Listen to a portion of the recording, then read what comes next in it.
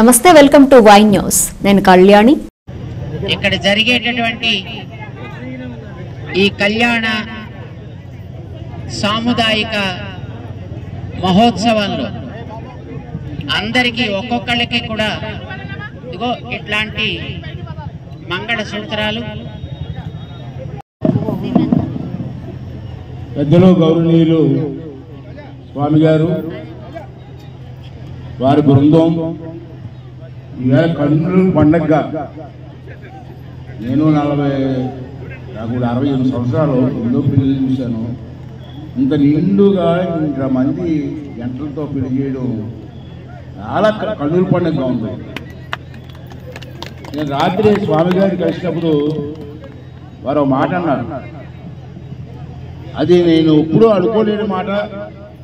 మా రాజకీయ నాయకులు నోటట వచ్చి రాని మాట. అది ఏ మాట అన్నారంటే ఆశ్చర్యపోయాను నేను. పాత్రి గారు అందరూ పెళ్లి చేసుకుంటారు, వైభవంగా చేసుకుంటారు, కోట్లు ఖర్చు పెట్టి లక్షలు ఖర్చు పెట్టి చేసుకుంటారు. కానీ ట్రైబుల్లో ఉన్న పెళ్లి కూతురు పెళ్లి కొడుకు వాళ్ళకి ఆశలు ఉంటాయి కదా, వాళ్ళు మంచి పెళ్లి చేసుకోవాలి, బాగా చేసుకోవాలనుకుంటారు కదా. కానీ వాళ్ళు చేసుకోలేని స్తోమత లేదు, చేసుకునే స్తోమత లేదు. అటువంటి వారికి సమాజంలో మిగతా వారి మాదిరిగా మాకు బ్రహ్మాండంగా పెళ్లి జరిగాయి. ఆయన ఒక ఆత్మస్థైర్యాన్ని కల్పించాలనే ఉద్దేశంతో ఈ కార్యక్రమం పెట్టిన స్వామి గారు అంటే నిజంగా కాళ్ళకి అందరూ కూడా నమస్కారం పెట్టవలసిన అవసరం.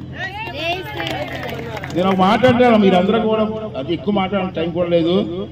అందరికీ ఒక మాట అంటాను, పెళ్లి కొడుకు పెళ్లి కూతురికి మీరు ఎన్ని కోట్లు ఖర్చు పెడితే ఇటువంటి పెళ్లి దొరుకుతుంది, ఇటువంటి పెద్దల ఆశీర్వాదం దొరుకుతుంది, ఇంతమంది కళ్ళుల పండుగ చూసే అవకాశం దొరుకుతుంది. మరి మీరు అంత అదృష్టవంతులు కదా. వారు కోరుకుంటారు ఆఖరిని ఒక మాట అన్నారు, మీరు ఆనందంగా ఉండాలి, మీ కుటుంబం ఆనందంగా ఉండాలి, మీకు పుట్టబోయే పిల్లలు కూడా ఈ సమాజానికి పనికొచ్చేలా ఉండాలి, అది నాకు కోరుకున్నారు. అంటే మీరు అందరూ కూడా ఆదర్శంగా ఉండండి. చూస్తున్నాం వచ్చి పెళ్లిళ్ళు, పెళ్లి తాళి కట్టిన తర్వాత కొంతమంది కలపట్లేదు. అటువంటి పరిస్థితి రాకూడదు. మన హిందూ ధర్మం, సనాతన ధర్మం, పెళ్లికి ఒక మంచి సాంప్రదాయం ఉంది. పెళ్లి అంటే మన జీవితంలో ఒక అదృష్టమైన రోజు. అంటే మీరు అందరూ కూడా భార్యాభర్తలు అన్యోన్యంగా ఉండండి, మంచి పిల్లలు కనండి, వారి దేశానికి ఉపయోగపడేలాగా తీర్చిదిద్దామని చెప్పి కోరుకుంటూ ఇటువంటి కార్యక్రమం చేసినటువంటి స్వామి గారికి, మరి ఈ కార్యక్రమాన్ని సహకరిస్తున్న పెద్దలు చాలా మంది నాకు చెప్పారు స్వామి గారు, వాళ్ళందరికీ కూడా నా తరపున పాదాభివందనం చేస్తూ